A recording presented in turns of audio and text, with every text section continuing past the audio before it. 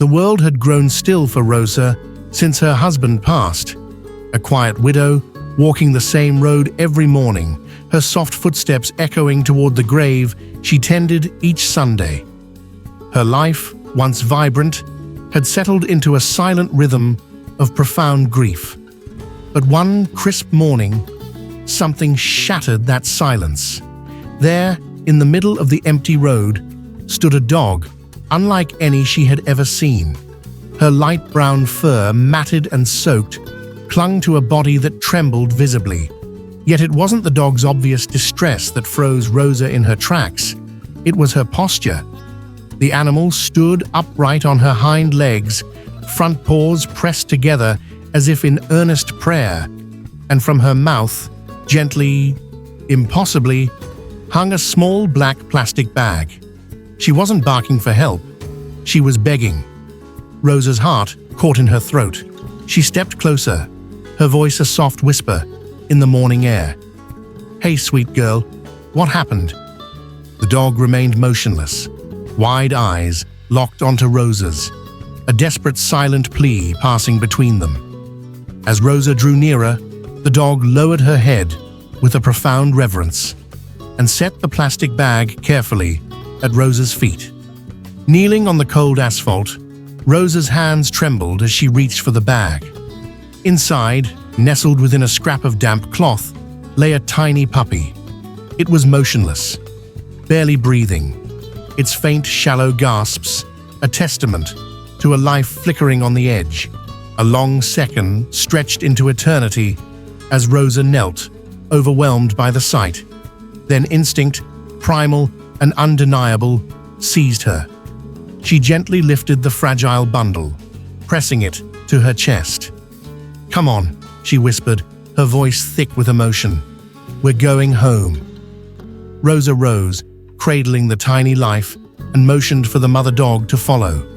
The dog did, each step not a limp of injury, but a heavy, dragging shuffle of worry.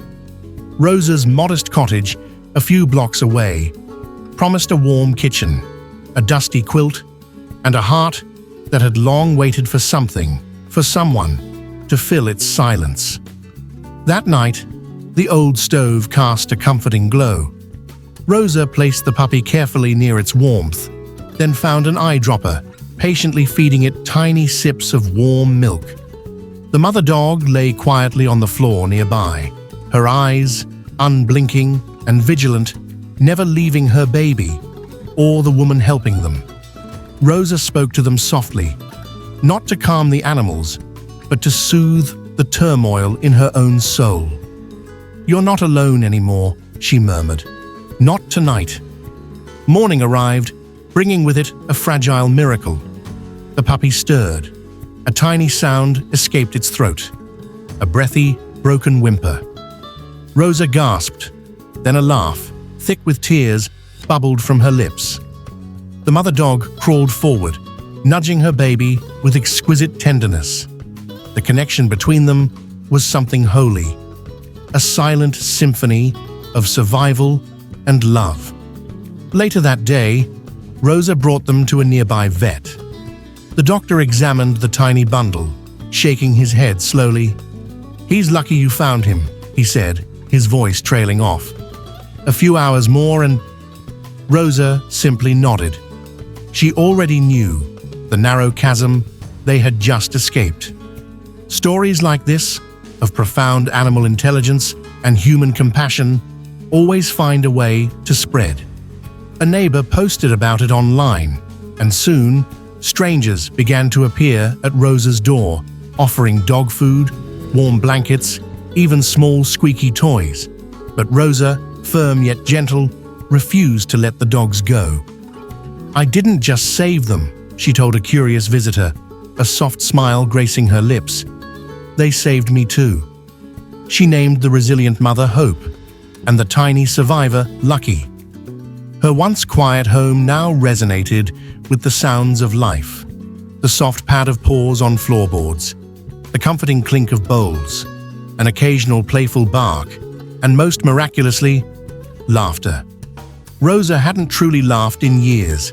Every evening, she would sit on her porch, Lucky curled contentedly in her lap, and Hope resting faithfully at her feet.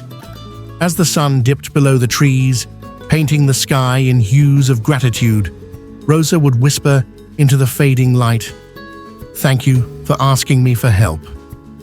Because in that one silent, extraordinary act, a dog standing on two legs, front paws pressed together, a bag clutched gently in her mouth, Rosa had been given something back: purpose, unconditional love, and the profound, healing reminder that even the most broken hearts can indeed open wide again.